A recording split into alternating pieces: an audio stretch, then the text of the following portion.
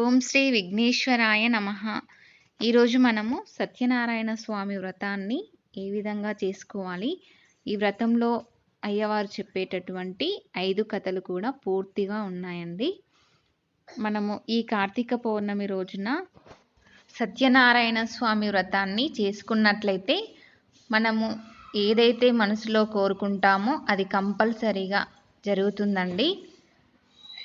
అందుకని ఈ కార్తీక మాసం అనేది శివునికి అలాగే విష్ణుమూర్తికి కూడా చాలా ప్రీతికరమైన మాసం అండి. మనం ఈ కార్తీక మాసంలో ఈ సత్యనారాయణ స్వామి వ్రతాన్ని చేసుకోవడం వలన సకల శుభాలు కలుగుతాయండి.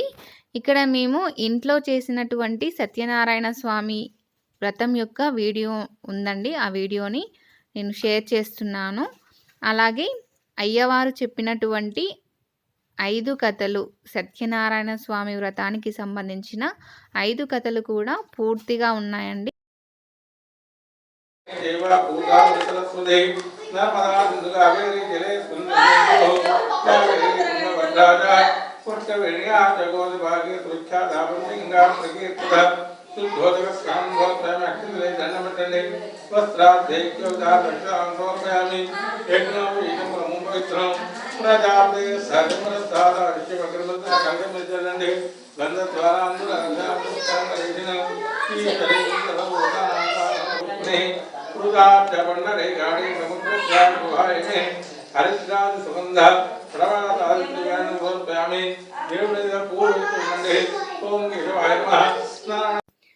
ఇప్పుడు మనము శ్రీ సత్యనారాయణ స్వామి యొక్క 5 కథలని విందాము.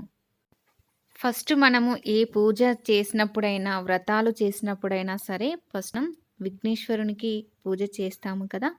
ఆ విఘ్నేశ్వరుని పూజ నేను ముందు వీడియోలో కొంచెం పెట్టాను కదండి. ఉండదు. మరి కొంతమందికి కనీసం ధరించడానికి మంచి వస్త్రములు ఉండవు.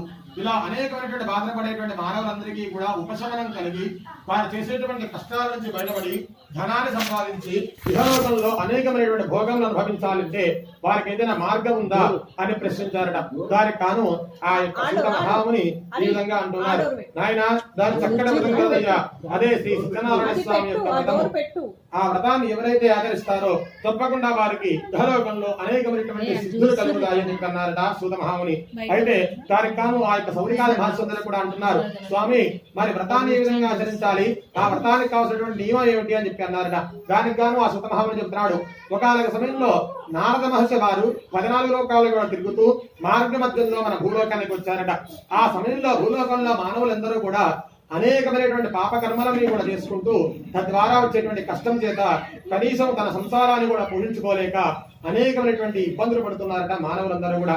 ఆ విషయాన్ని చూసిన మహర్షి నారదుడు ఈ విధంగా మనసులో అనుకుంటున్నాడు, అయ్యో జీవంలో ఉన్నటువంటి సృష్టిలో ఉన్నటువంటి అన్ని ప్రాణుల కన్నా మానవుడు చాలా ఉత్తమమైన వాడు. కారణం ఏమిటంటే తన మనస్సుతోటి తన మేధస్సుతోటి ఉపయోగించి తనకి కాని పనిని కూడా సాధ్యం చేసుకోవాల్సినటువంటి తెలివితేటలు మానవుడికి మాత్రమే ఉన్నాయి. అటువంటి మానవుడు దైవాన్ని తెలుసుకోలేకపోతే, సత్యాన్ని తెలుసుకోలేకపోతే ఎలా అని మనసులో అనుకున్నాడు. బయలుదేరినటువంటి నారద మహర్షి భూలోకం నుంచి వైకుంఠ లోకానికి వెళ్ళాడట. వైకుంఠంలో శ్రీ మహావిష్ణువు ఉన్నాడు. 4 చేతుల యందు కూడా శంఖము, చక్ర, గద, పద్మము అనేటువంటి ఆయుధాలను ధరించి స్వామివారికి తులసిమాల అంటే చాలా ఇష్టం ఎక్కువ. మెడలో వనమాలాభూషితం తులసిమాల ధరించి ఉన్నట్ట. మహాలక్ష్మి అనేటువంటి ఆ అమ్మవారు ఆయన పాదములు ఒత్తుతూ ఉంటే ఆదిశేషము అనేటువంటి ఒక పెద్ద పాము పైన పడుకుని పాల సముద్రంలో విహారిస్తూ ఉన్నట్ట శ్రీ నారాయణమూర్తి వైకుంఠ లోకంలో. ఆ విధంగా ఉన్నటువంటి మహావిష్ణువుని లక్ష్మీదేవిని నమస్కారం చేసుకున్నాడు నారదుడు. అయితే ఈ విధంగా అంటున్నట్ట, నమో వాంగ్మనసాదీతాయ రూపాయామశక్తజే ఆదిమధ్యాంతహీనాయ నిర్గుణాయ గుణాత్మనే. స్వామి నా యొక్క మనస్సుతోటి కాని వాక్కుతోటి కాని వివరించి చెప్పుడుకు అతీతమైన రూపం గలవాడా, ఆది మధ్యాంతరహితుడా శ్రీమన్నారాయణమూర్తి అని చెప్పి స్తోత్రాలు కీర్తనలు చేశాట ఆ యొక్క నారదుడు. అయితే మహావిష్ణువు అంటాడు, నారద ఊరకార మహానుభావులు ఎవరైనా మన ఇంటికి వచ్చారంటే ఏ కారణం చేత వచ్చావని అడుగుతాం. అలాగే నారదుని కూడా ఎందుకు వచ్చావయ్యా అని ప్రశ్నించాట మహావిష్ణువు. దానికి నారదుడు అంటున్నాడు, స్వామి ఇంతకు ముందు భూలోకానికి నుంచి వస్తున్నాను. భూలోకంలో ఉన్న మానవులందరూ కూడా అమితమైన కష్టములు పడుతున్నారు. వారి కష్టాలు తీరిపోయేటువంటి మార్గం చెప్పమని అడిగారట భక్తితోని. దాంతో మహావిష్ణువు అంటున్నాడు, ఏ మానవుడైతే తన భార్యా బిడ్డ సమేతుడై బంధుమిత్రుల్ని పిలుచుకుని నా యొక్క వ్రతం అనగా సత్యనారాయణ స్వామి వ్రతాన్ని చేస్తాడో తప్పకుండా వారికి ఇహలోకంలో ఎటువంటి కష్టము లేకుండా అనేకమైనటువంటి సుఖ భోగాలు అష్టైశ్వర్యాలు కలిగేట్టుగా చూస్తా ఉన్నారు అన్నట్ట. అయితే ఆ యొక్క మహావిష్ణువుని నారదముని అడుగుతున్నాడు, స్వామి మరి వ్రతాన్ని ఏ విధంగా ఆచరించాలి, ఈ సత్యనారాయణ స్వామి ఎవరు అన్నట్ట. అందుకని మహావిష్ణువు పుత్రుడు, నాయన ఎవరో కాదు, మహావిష్ణువుకి మరొక అవతారమే సత్యనారాయణ స్వామి. అది ఎలా జరిగిందయ్యా అంటే, ఈ వ్రతం చేసిన వారికి మనసులో ఉన్న కోరిక నెరవేరుతుంది, ఇది సత్యము కాబట్టి ఈ వ్రతాన్ని సత్యవ్రతమని. మహావిష్ణువు పేరు నారాయణ స్వామి అని కూడా పిలుస్తారు కాబట్టి ఈ వ్రతాన్ని సత్య నారాయణ స్వామి వ్రతం అని పిలుస్తారయ్యా అని వివరం చెప్పాయట. అయితే చెప్తున్నాడు మహావిష్ణువు, నారద ఎవరైతే ఈ యొక్క వ్రతం చేద్దామనుకుంటున్నారో వారు సూర్యోదయానికి ముందుగానే లేవాలి, కాలకృత్యము నెరవేర్చుకుని తల స్నానం ఆచరించాలి, శుచిగా శుభ్రమైనటువంటి వస్త్రమును ధరించాలి, ఇల్లంతా శుభ్రంగా కడిగి రంగవల్లికలు ముగ్గులవి కూడా ఏర్పాటు చేయాలి. ఇంటికి తూర్పు భాగాన సత్యనారాయణ స్వామి యొక్క వ్రత మండపాన్ని ఏర్పాటు చేయాలి. చెక్క మీద ఏ పూజ చేయకూడదు కాబట్టి తెల్లటి వస్త్రాన్ని పరచాలి, బియ్యాన్ని పోయాలి, సకల విఘ్నాలు గోచర శ్రీ మహాగణాలకు ముందుగా గణపతి పూజ చేయాలి. తర్వాత నవగ్రహములను 9 గ్రహాలను వారి వారి స్థానాల్లో వారిని పిలిచి ఆవాహనించాలి. సత్యనారాయణ స్వామి యొక్క విగ్రహాన్ని బంగారంతో గాని వెండితో గాని రాగితో గాని ఎవరి శక్త్యానుసారం వారు తెచ్చుకుని పంచామృతాలతో స్వామికి ముందుగా అభిషేకం గావించి స్వామిని శుభ్రపరిచి అలంకరించి మండపంలో ఉంచాలి. స్వామివారికి ఇష్టమైనటువంటి అష్టోత్తరంతో స్వామివారికి అర్చన చేయాలి. పాలు, పెరుగు, తేనె, నెయ్యి, చక్కెర కలిపిన పంచామృతాలు, రవ్వ చక్కెర కలిపిన ప్రసాదమును స్వామివారికి నైవేద్యంగా సమర్పించాలి. అన్నిటికన్నా భక్తితో చేయడమే ముఖ్యం. అలా ఎటువంటి లోభత్వము చూపించకుండా శక్తికి మించకుండా తనకున్నంతలోనే భక్తిగా ఈ వ్రతాన్ని ఆచరించాలయ్యా. అంతేకాకుండా నారద ఎవరైతే వైశాఖ మాసంలో గాని కార్తీక మాసంలో గాని మాఘమాసంలో గాని నదీ స్నానం చేసి వచ్చిన తర్వాత గొప్ప పుణ్యక్షేత్రాలు కాశీ, కాంచి, అవంతిక, గయాపురి ద్వారం వంటి గొప్ప పుణ్యక్షేత్రాలు దర్శనం చేసి ఇంటికి వచ్చిన తర్వాత గాని, ఆడపిల్ల పెళ్లి కుదిరిన తర్వాత గాని, లేదా నూతన గృహం నిర్మించిన తర్వాత గాని, సంవత్సరానికి ఒకమారు గాని, పౌర్ణమి, ఏకాదశి వంటి శుభ తిథుల యందు కానీ, వారి యొక్క జన్మదినం పుట్టినరోజు యందు కానీ, వివాహ రోజు కానీ ఎవరైతే ఈ వ్రతాన్ని ఆచరిస్తారో అంతకు రెట్టింపు శుభ ఫలితాలు కలుగుతాయట. సంవత్సరం వరకు కూడా మనకి ఎటువంటి కష్టములు క్లేశములు రాకుండా చూస్తానయ్యా అంటున్నట్టు మహావిష్ణువు. అంతేకాకుండా ఈ యొక్క వ్రతంలో అన్నిటికన్నా ముఖ్యమైనది భక్తి, శ్రద్ధ. ఈ రెండుతోనే ఈ వ్రతాన్ని ఆచరించాలయ్యా నారద. ఈ వ్రతాన్ని ఈ విధంగా నేను చెప్పిన ప్రకారం ఎవరైతే ఆచరిస్తారో వారికి సకల సిద్ధులు సిద్ధించడంలో ఎటువంటి అనుమానం లేదు అని ఈ వ్రత విధానాన్ని చెప్పడం నారద మహర్షి తెలియజేయగా, ఈ విషయాన్నంతా కూడా నైమిసారైనటువంటి అరణ్యంలో సౌనకాది మహామునులందరికీ కూడా సూతుల వారు స్కాంద పురాణంలోని 1వ అధ్యాయంలో తెలియజేశారు. అక్షతలు వేసి నమస్కారం చేయండి. మొదటి కథ అనేది కంప్లీట్ అయిపోయిందండి. ఇప్పుడు 2వ కథ ప్రారంభం అవుతుంది. దానికి కాను సూదుడు చెప్తున్నాడు, ఆయన కాశీ పట్టణంలో ఒక బ్రాహ్మణుడు ఉండేవాడు. ఆ యొక్క బ్రాహ్మణుడికి తినడానికి తిండి లేదు. కనీసం తన భార్యని బిడ్డల్ని కూడా పోషించలేక ఇంటింటికి కూడా తిరుగుతూ భిక్షాటన చేసుకుంటూ కాలం గడుపుతూ ఉండేవాడు. ఆ యొక్క బ్రాహ్మణుడు ఎప్పుడూ కూడా ఓం నమో నారాయణాయ నమః అనేటువంటి 8 అక్షరముల కలిగిన అష్టాక్షరి మంత్రాన్ని పఠిస్తూ ఉండేవాడు. ఆ నామం అంటే మహావిష్ణువుకి చాలా ప్రీతి. ఆ యొక్క ఒకనొక సమయంలో ఆ బ్రాహ్మణుడి మీద దృష్టి పడింది మహావిష్ణువుకి. వెంటనే ఒక సన్యాసి రూపం దాల్చిన మహావిష్ణువు ఆ బ్రాహ్మణ వద్దకు పోయి అడుగుతున్నాడు, ఏమయ్యా బ్రాహ్మణుడా, నీవు ఇంత కష్టంలో పడుతున్నావు, నీ కష్టాలకు కారణం ఏమిటి అని ప్రశ్నించాడట. దానికి కాను బ్రాహ్మణుడు చెబుతాడు, స్వామి ఏ జన్మలో ఏ పాపం చేశాను, ఈ యొక్క బ్రాహ్మణ జన్మలో అనేక వేద విద్యలను నేర్చుకున్నాను, కానీ ఎటువంటి పూజా కార్యక్రమాలు చేయించలేక, డబ్బు సంపాదించలేక, నా భార్య బిడ్డల్ని పోషించలేక ఇలా ఇంటింటికి తిరుగుతూ భిక్షాటన చేసుకుంటున్నాను. నా పాపం తీరిపోయి నా కష్టం తీరిపోయే మార్గం చెప్పమన్నాడట. దానికి కాను సన్యాసి రూపంలో ఉన్నటువంటి మహావిష్ణువు చెబుతున్నాడు, సప్తజన్మ కృతపాపం స్మరణేన వినశ్యతి. నీవు ఇప్పటివరకు కూడా ఏ నామం అయితే ఉచ్చరించావో ఆ నామం తలుచుకున్న తర్వాత నీ యొక్క 7 జన్మల యందు పాపం కూడా నిష్కృతమైనది. కావున నీవు తప్పకుండా మహావిష్ణు ప్రీతమైనటువంటి సత్యనారాయణ స్వామి వ్రతం చేయి నాయనా, తప్పకుండా నీకు అన్ని కోరికలు నెరవేరుతాయని చెప్పాడు. అయితే బ్రాహ్మణుడు అంటున్నట్ట, స్వామి ఈ వ్రతాన్ని నాకు కనుక డబ్బు వచ్చినట్టయితే, ధనం కలిగినట్టయితే తప్పకుండా ఆచరిస్తానని మనసులో అనుకున్నాయట. కనుక ఒకనొక గ్రామానికి పోయాడు. పూర్వకాలంలో అన్ని కూడా గ్రామాలు ఉండేవి. ఒక గ్రామంలో పెద్దలందరూ కూడా అనేకమైనటువంటి పూజా కార్యక్రమాలు చేస్తూ ఈ బ్రాహ్మణుడు చూశారట. ఈ బ్రాహ్మణ ద్వారా ఆ పూజా కార్యక్రమాలు జరిపించుకుని తగినటువంటి దక్షిణ తాంబూలాలన్నీ ఇచ్చి నమస్కారం చేశారట. బ్రాహ్మణుడు ఎంతో ఆశీర్వాదం పొందారట. అప్పుడు అనుకుంటున్నాడు మనసులో బ్రాహ్మణుడు, ఆహా నేను అనుకున్నప్పుడే స్వామివారి అనుగ్రహం నాకు లభించినది, కావున ఈ రోజే వ్రతం చేస్తా అని అనుకున్న బ్రాహ్మణుడు ఆ దక్షిణ తాంబూలాలన్నీ తీసుకుని సంతోషంతో తన గృహానికి చేరుకున్నవాడే తన భార్య బిడ్డ సమేతుడై సాయంత్రం సమయంలో సత్యనారాయణ స్వామి యొక్క వ్రతాన్ని భక్తి శ్రద్ధలతో ఆచరించాడ. ఎప్పుడైతే ఈ యొక్క విధంగా బ్రాహ్మణుడు వ్రతం ఆచరించినాడో ఆ యొక్క స్వాద మహత్యం వలన అనతి కాలంలోనే తన మంచి ధనవంతుడయ్యాడట. తన పూజలన్నీ కూడా ఫలించినాయట. తనని అందరూ పిలిచి పూజా కార్యక్రమాలు చేయించుకోవడం వల్ల మంచి ధనాన్ని సంపాదించి అనేకమైనటువంటి సుఖాలు పొందుతున్నాడట. అయితే ఈ యొక్క బ్రాహ్మణుడు ఒకనొక సమయంలో ఒక ఎండాకాలంలో సత్యనారాయణ స్వామి వ్రతం చేస్తున్నారు. బంధువులు మిత్రులు అందరూ కూడా అధిక సంఖ్యలో వచ్చి ఉన్నారట. అయితే ఆ సమయంలో కాష్టప్రేదైనటువంటి పుల్లలంకునేతడు అటువైపుగా పోతూ ఉన్నాడు. దిక్కులు దాహంగా ఉంది, మంచినీరు తాగుదామనే ఉద్దేశంతో ఈ బ్రాహ్మణుడు ఇంటి వద్దకు వచ్చాడట.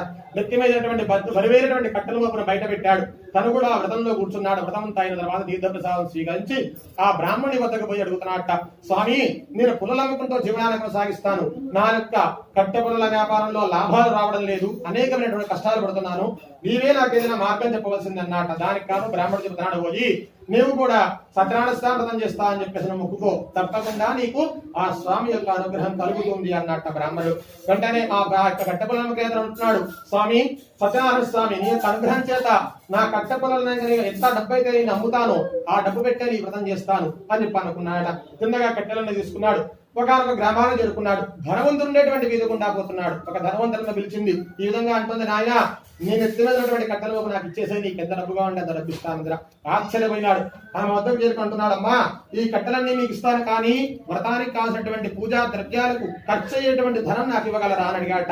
నాయన చెడు అలవాట్లకి డబ్బు ఖర్చు పెట్టకుండా పూజా కార్యక్రమం చేస్తున్నావు అంటున్నావు, చాలా సంతోషమైన ఆయన అని చెప్పి కట్టెలు పంపించి ఆమె మంచి డబ్బు ధనము ఇచ్చి పంపించిందరా, ద్రవ్యం ఇచ్చి పంపించిందరా. దాంతో సంతోషంగా ఆ కట్టెపుల అతడు సత్యనారాయణ వ్రతానికి కావాల్సిన పూజా ద్రవ్యాలని కూడా సమంగా సమకూర్చుకుని సాయంత్రానికి ఇంటికి చేరుకున్నవాడే భార్య బిడ్డ సమేతుడై సత్యనారాయణ స్వామి యొక్క వ్రతాన్ని భక్తి శ్రద్ధగా ఆచరించుకున్నట్ల. దాంతో క్రమేపీ తన కట్టెపుల వ్యాపారంలో మంచి లాభాలు రావడం వల్ల అనతి కాలంలోనే మంచి ధనవంతుడయ్యాడట. ఈ విధంగా కాశీపట్టణంలో ఒక బ్రాహ్మణుడు, ఆ బ్రాహ్మణుడు ద్వారా చూసినటువంటి కట్టెపుల అతడు ఇద్దరు కూడా ఈ సత్యనారాయణ స్వామి వ్రతం చేసుకున్నారట. వారిని చూసి అందరూ కూడా వ్రతం ఆచరించి అనేకమైన సుఖములు పొందారని చెప్పి ఆ యొక్క సోద మహాములందరికీ కూడా సౌనికాది మహర్షులందరికీ కూడా సూతుడు రెండవ కథలో తెలియజేశాడు. ఇక్కడ మనకి శ్రీ సత్యనారాయణ స్వామి యొక్క రెండవ కథ అనేది కంప్లీట్ అయిందండి. ఇప్పుడు మూడవ కథని విందామా.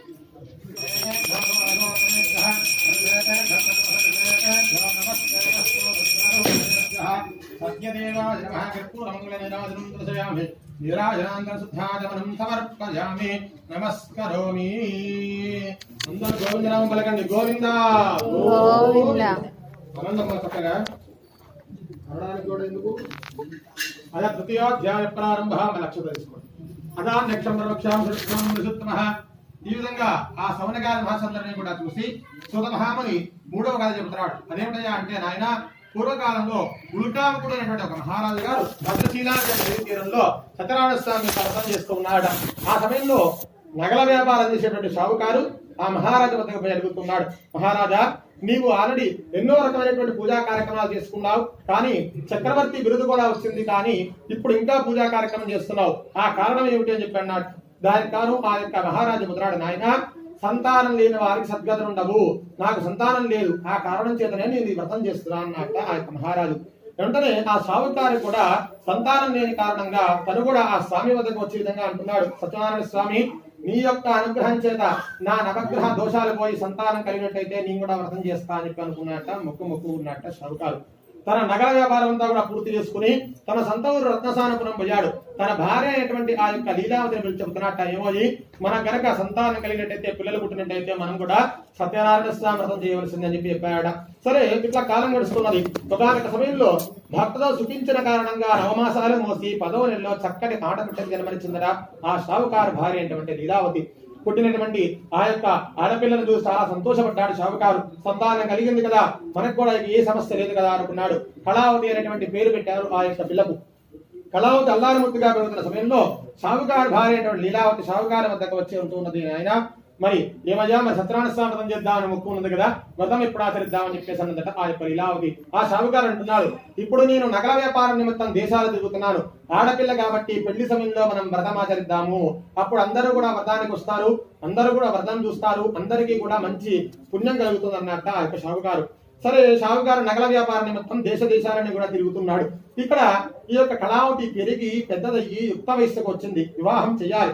ఆ సమయంలో షావుకారు నగలన్నీ వ్యాపారంగా చేసుకుని తను కూడా ఇంటికి వచ్చాడు. తన కుమార్తెను చూసి వివాహం చేయాలి కదా అనుకున్నాడు. ఒక చక్కటి పెళ్లి కుమారుని వెతికి తీసుకొచ్చాడు. పచ్చడి పందిరి వేశారు. పంచభూతాల సాక్షిగా పెద్దల సమక్షంలో తన కుమార్తె నుంచి పెళ్లి చేస్తూ ఉన్నాడు షావుకారు. అంగరంగ వైభవంగా వివాహం జరుగుతున్నది. కానీ దురదృష్టవశాత్తు ఏ కారణం చేత, ఎవరి అనుగ్రహం చేత అయితే తనకు కుమార్తె కలిగిందో ఆ సత్యనారాయణ స్వామినే మర్చిపోయాట షావుకారు. దాంతో ఆ యొక్క షావుకారికి కష్టాలు ప్రారంభమైనవి. పెళ్లి అయిన తర్వాత తన అల్లుడు వెంటబెట్టుకుని నగల వ్యాపారం చేద్దామనే ఉద్దేశంతో ఆ యొక్క షావుకారు చంద్రకేతు మహారాజు పరిపాలించేటువంటి రాజ్యాన్ని చేరుకున్నాడు. ఏ రోజైతే రాజ్యాన్ని చేరుకున్నాడో ఆ రోజు రాజుగారి యొక్క ధనాగారంలో మాయా దొంగలు సృష్టింపబడి ధనపు సంచలనం కూడా దొంగిలించుకుని పారిపోతూ ఉన్నారట. ఆ యొక్క సైనికుల మహారాజా దొంగలు వచ్చారు, దొంగతనం చేసుకుని ధనం అంతా పట్టుకుపోతున్నారన్నారట. కానీ ఆ యొక్క మహారాజు అంటున్నాడు, నాయన ఆ ధనాగారం అది అంతా కూడా ప్రజల సొమ్ము. ఆ సొమ్ము అపహరించిన వారికి శిక్ష విధించవలసిందే. ఎక్కడ ఉన్నా సరే వారిని వెతికి తీసుకుని క్రోధంతో కురపంతో ఆజ్ఞ ఇచ్చాట మహారాజు. ఆ యొక్క దొంగని వెంబడిస్తూ ఉన్నారు సైనికులు. ఎక్కడ వరకు అయితే వర్తకం చేసుకుని అప్పటి వరకు వర్తకం చేసి బాగా అలసిపోయి పడుకుని నిద్రిస్తున్నారు ఈ యొక్క షావుకారు అల్లుడు. వారు మాయా దొంగలు ఆ దొంగ సంచులన్నీ కూడా తీసుకొచ్చి వీరి సంచుల్లో కలిపి మాయమైపోయినారట. వారిని వెంబడించుకుంటూ వస్తున్నటువంటి సైనికులు ఆహా ఈ షావుకారు అల్లుడే దొంగలేమో అని భావించి వారిద్దరిని కూడా బందీలుగా చేసి వారి దగ్గర ఉన్నటువంటి నగలు ఆభరణాలు రత్నాలన్నీ కూడా తీసుకొని మహారాజు వద్దకు వచ్చారట. మహారాజా దొంగల్ని వెతికి తీసుకొచ్చాం, విచారించండి అన్నారట. ఏ తప్పు జరిగినా కూడా రాజ్యంలో విచారించగానే మహారాజు శిక్ష విచ్చడు. కానీ ఆ స్వామివారి యొక్క అనుగ్రహం లేకపోవడం వల్ల వీరికి ఏమవుతుందంటే మహారాజు కూడా కోపంతో ఉంటున్నాడు. ఎటువంటి విచారణ వీరికి వద్దు, వీరిద్దరిని తీసుకుపోయి మీరు ప్రత్యక్షంగా పట్టుకొచ్చారు కాబట్టి చీకటి కారాగారంలో బందీలుగా చేయండి, వారి దగ్గర ఉన్నటువంటి నగలు ఆభరణాలు రత్నాలు స్వాధీనం చేసుకోండి అని చెప్పేసి అన్నట్టు మహారాజు. చేసేదేం లేక తమ బాధ ఎవరికి చెప్పుకోలేక చీకటి కారాగారంలో బందీలు అయిపోయారు అల్లుడు మావ. అయితే ఈ ఇంటి దగ్గర ఉన్నటువంటి వస్తువులన్నీ కూడా దొంగలు కూడా దోచుకుపోయినారు. ద్రవ్యం లేదు, ధనం లేదు. ఆ యొక్క షావుకారు జాడ గాని షావుకారు అల్లుడు జాడ గాని తెలియక లీలావతి జబ్బుని సంతానపడి ఉందిరా. చిన్నదైనటువంటి కళావతి ఇంటింటికి కూడా తిరుగుతూ భిక్షాటన చేసుకుంటూ కాలం గడుపుతున్నది. ఆ సమయంలో కళావతి ఒకనాడు ఒక గ్రామానికి ఒక ఇంటికి వెళ్ళగా అక్కడ సత్యనారాయణ స్వామి వ్రతం జరుగుతున్నది. తను కూడా ఉండి తీర్థం ప్రసాదం తీసుకుని ఇంటికి వచ్చిందట. ఇంటికి రాగా బాగా ఆలస్యమైంది. ఇంటికి రాగానే ఆ యొక్క తల్లి అయినటువంటి లీలావతి అడుగుతుంది, అమ్మాయి ఇంత ఆలస్యంగా వచ్చావేమిటమ్మా, నీ ఆలస్యానికి కారణం ఏమిటి అని చెప్పానగానే వెంటనే కళావతి అంటుందట, అమ్మా సత్యనారాయణ స్వామి వ్రతం మధ్యలో లేచి రాకూడదట, అందుకే అంతా అయిన వరకు కూడా ఉండి తీర్థం ప్రసాదం తీసుకువచ్చానమ్మా, అందుకే ఆలస్యమైందని చెప్పిందట కళావతి. ఎప్పుడైతే సత్యనారాయణ స్వామి వ్రతం ఉందో కళావతి లీలావతి గుర్తుకు వచ్చింది. నా భర్త అయినటువంటి షావుకారు ఎప్పుడో పిల్లలు పుట్టిన వెంటనే వ్రతం చేస్తా అన్నాడు కదా, పిల్ల పుట్టడం పెరిగి పెద్దదయడం పెళ్లి చేయడం కూడా అయిపోయింది, మనం ఇప్పటివరకు కూడా వ్రతం చేయలేదు కదా, అందుకే అన్ని కష్టాలు వస్తున్నాయి కదా అనుకున్న మరణాడు ఈమె కళావతి లీలావతి ఇద్దరు కూడా కూర్చుని స్వామివారి యొక్క వ్రతం ఉన్నంతలోనే భక్తిగా చేసుకున్నారట. దాంతో స్వామివారి సంతోషం కలిగింది. ఆ రోజు రాత్రి చంద్రకేతు మహారాజు పడుకోగా ఆ స్వప్నంలో కల్లో మహారాజుకు చెప్తున్నాడు స్వామివారు, ఏమయ్యా మహారాజా, నీ దగ్గర బందీలుగా ఉన్నటువంటి షావుకారు అల్లుడు వారిద్దరు నిజంగా దొంగలు కాదయ్యా, అంతా నా మాయవరణే ఆ విధంగా జరిగిందన్నట్ట స్వామివారు. జరిగిన విషయం తెలుసుకున్నాడు మహారాజు. నిద్ర నుంచి లేచి విచారణ చేశారు. వారు దొంగలు కాదని తెలిసింది. వాడు నిజంగా వర్తకం చేసేటువంటి వర్తకులే దొంగలు కాదని తెలుసుకున్న మహారాజు వారిద్దరిని కూడా బందీకానాలోంచి విడుదల చేసి వారి దగ్గర తీసుకున్న నగలు ఆభరణాలు రత్నాలు మళ్ళీ వారికి ఇచ్చి వారిద్దరిని కూడా క్షేమంగా ఇంటికి పంపిస్తున్నారట. మహారాజు ఇచ్చినటువంటి నగలని ఆభరణాలని ధనమంతా కూడా తన పడవల్లో నింపుకుని తన అల్లుడితో కూడా ప్రయాణం చేస్తున్నాడు, ఇంటికి వస్తున్నాడు ఆ యొక్క షావుకారు. ఇది తృతీయోధ్యాయ. జై బోలో సత్యనారాయణ స్వామికి.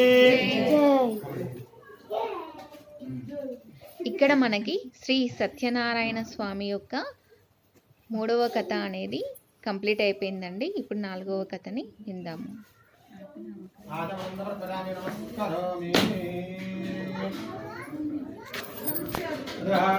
నమ పార్వతీపతయే హర హర మహాదేవ. మళ్ళీ ఆ యొక్క మహారాజు ఇచ్చినటువంటి సంపాదన తీసుకొస్తున్నటువంటి ఆ షావుకారు చదువుతున్నట్ట, ఏమయ్యా షావుకారు, నీ పడవలో స్వామివారు షావుకారు. అయితే ఆ యొక్క షావుకారు ఉన్నట్ట ఈ పడవల్లో అంతా కూడా ఆకులు అలములు చెత్త చెదారం తప్ప ఏమీ లేదు అన్నట్ట ఆ యొక్క షావుకారు. దాంతో స్వామివారు కథాస్తు అని చెప్పి చిన్నగా వెళ్ళి ఒక రావి చెట్ల కింద కూర్చున్న ధ్యానంలో ఉన్నట. అయితే ఆ యొక్క షావుకారు కాలకృత్యాలను నెరవేర్చుకుని పడవ మళ్ళీ ఎక్కి చూద్దామనేసరికి పడవంతా కూడా ఆకులు అలములు చెత్త చెదారంతో నిండి ఉందట. దాంతో దాంతో షావుకారు ఒక్కసారి ముచ్చిపోయాడు. మూర్ఛించి తేరుకుని బోరు బోరున విలపిస్తున్నాడు. అయ్యో భగవంతుడా, నా నగలు ఆభరణాలు రత్నాలన్నీ కూడా మాయమైపోయినాయి, నాకు ఇటువంటి పరిస్థితి వచ్చింది ఏమిటని చాలా బాధపడుతూ ఉన్నట్ట. ఆ సమయంలో చిన్నవాడైనా కూడా అల్లుడు చెబుతున్నాడు, మామ ఎందుక చింతిస్తున్నావు, ఇదంతా కూడా ఎవరి మహిమో కాదు, ఆ యొక్క సన్యాసి యొక్క మహిమే. ఆయన ఎవరో దేవదేవుడు సత్పురుషుడై ఉంటాడు, మనం తథాస్తు మనం అన్నమాట తథాస్తు అనగానే ఆ విధంగా జరిగిపోయింది కదా అన్నట్ట. అది నిజమే అనుకున్నటువంటి ఆ యొక్క షావుకారు తన అల్లుడిని వెంటబెట్టుకుని మహారాజు ఆ యొక్క స్వామివారి వద్దకు వెళ్ళాడు. అనేక విధాలుగా ప్రదక్షిణ నమస్కారాలు చేశాడు. స్వామి, ఇంకెన్నడూ కూడా సాధువులు గాని సత్పురుషులు గాని నవ్వుతూ మాట్లాడు, హేళన చేస్తూ మాట్లాడని చెప్పేసి అన్నాడు. దాంతోన ఆ యొక్క స్వామివారు అభయహస్తాన్ని ఇచ్చారు. మళ్ళీ పడవలో ఎక్కడ డబ్బు అక్కడ నిలిచి ఉంది. కిందగా తిరుగు ప్రయాణం చేశాడు షావుకారు. చాలా కాలానికి తన ఇంటికి వస్తున్నటువంటి విషయాన్ని చెప్పడానికి గాను ఒక దూతను ఏర్పాటు చేశాడట. ఆ దూత ఇంటికి వచ్చే సమయంలో షావుకారు భార్య అయినటువంటి ఆ యొక్క లీలావతి, కూతురైనటువంటి కళావతి ఇద్దరు కూడా కూర్చొని సత్యనారాయణ స్వామి వ్రతం చేస్తూ ఉన్నారట. ఆ యొక్క షావుకారు వచ్చినట్టు పంపించిన దూత చెప్తున్నాడు, ఏమండి షావుకారు గారు నగరానికి వస్తున్నాడు, మిమ్మల్ని ఇద్దరినీ కూడా నదీ తీరానికి వచ్చి ఆహ్వానం పలకవలసింది అని చెప్పన్నాట. వెంటనే లీలావతి అంటున్నది, కళావతి అమ్మాయి నువ్వు వ్రతం చేస్తున్నామ్మా, నేను ముందుగా వెళ్తా అని చెప్పేసి బాధ్యతలు కళావతికి అప్పగించి ఆ లీలావతి వెళ్ళిపోయిందట. అయితే కళావతి కూడా తన భర్తను చూసుకోవాలనేటువంటి తొందర చేత ఆ యొక్క తీర్థ ప్రసాదాన్ని మర్చిపెట్టి తను కూడా వెళ్ళిపోయిందట ఆ యొక్క నదీ తీరానికి. అప్పుడే ఒక పెను తుఫాను సృష్టింపబడి ఆ తుఫానులో షావుకారు యొక్క అల్లుడు ఎక్కడో గల్లంతైపోయినాయట. దాంతో ఆ షావుకారు యొక్క జాడ అల్లుడు యొక్క జాడ తెలియట్లేదట ఎవరికి కూడా. ఆ సమయంలో ఆ యొక్క షావుకారు కూతురైనటువంటి కళావతి తన భర్త కోసం అని చెప్పి నదిలోకి వెళ్ళిపోతున్నది. ఆకాశం నుంచి మటన పెడుతున్నాయట, ఏమయ్యా మీరంతా కూడా మాయన పడిపోతున్నారు, ఇదంతా కూడా శ్రీ మహావిష్ణు యొక్క మహత్యమే, ఆ స్వామి వారి వ్రతాన్ని సంపూర్ణంగా చేసిన వారికి అనుగ్రహం కలుగుతుంది, సగం సగం చేస్తే ఆగ్రహం కలుగుతుందని చెప్పేసి ఆకాశం నుంచి మటన పడినాయట. దాంతో పరుగు పరుగున కళావతి లీలావతి ఇద్దరు కూడా తన ఇంటికి చేసుకున్నారని వ్రతాన్ని సంపూర్ణంగా ఆవిసి తీర్థ ప్రసాదాన్ని స్వీకరించి నదీ తీరానికి రాగానే షావుకారు అల్లుడు కూడా పడవతో సైతంగా క్షేమంగా తిరిగి వచ్చాట. మామ, ఈ తుఫాను కారణం చేత తీరం కనపడలేదయ్యా, అందుకే వేరే దగ్గర కొట్టుకుపోయాము, వచ్చేసరికి ఆలస్యమైంది మామ అన్నట్ట. నాయన క్షేమంగా వచ్చావు, చాలా సంతోషమే నాయన, ఇక్కడ చాలా ఘోర తప్పిదం జరిగేది, కానీ స్వామి వారి అనుగ్రహం చేత నీ యొక్క భార్యను మళ్ళీ నీకు లభించిందని చెప్పి అన్నట్ట ఆ యొక్క అల్లుడు. అల్లుడితో కూడా ఆ యొక్క రావుగారు షావుకారు వెంటనే అక్కడనే నదీ తీరంలో సత్యనారాయణ స్వామి వ్రతం చేసిన వాడి తన గృహానికి సంవత్సరానికి ఒక్కమారు కూడా వ్రతం చేసుకుంటూ అనేకమైనటువంటి సుఖములన్నీ కూడా పొందడం జరిగింది. జై బోలో సత్యనారాయణ స్వామికి. ఇప్పుడు మనకి శ్రీ సత్యనారాయణ స్వామి యొక్క 4వ కథ అనేది పూర్తయిపోయిందండి. ఇప్పుడు 5వ కథని విందాం.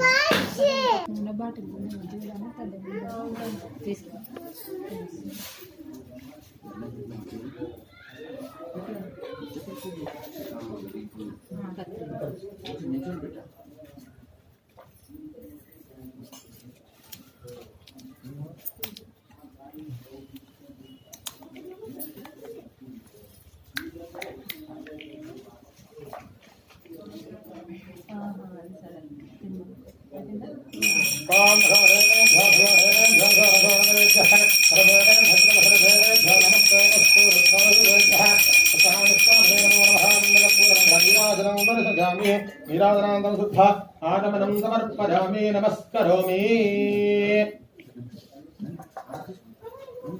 జై బోలో సత్యనారాయణ స్వామికి. అథ పంచమోధ్యాయః. తీసుకోండి.